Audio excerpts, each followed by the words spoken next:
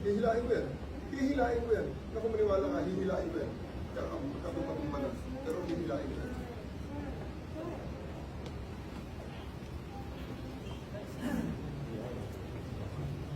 So, President, kung masusunod dito ngayon, reklamo niyo na ako.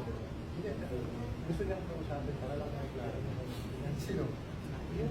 Walang mas mataas sa akin. Ako na ang commander dito. Sir na ako, sir.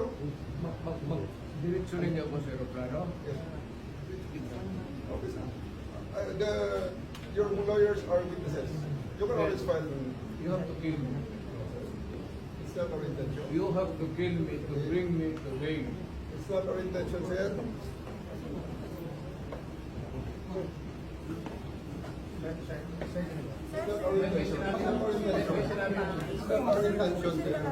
Please, Sir, di ba siya po yung lalaki? you know that you've done your duty. Okay? You've done your duty. Alalayan lang si Mr.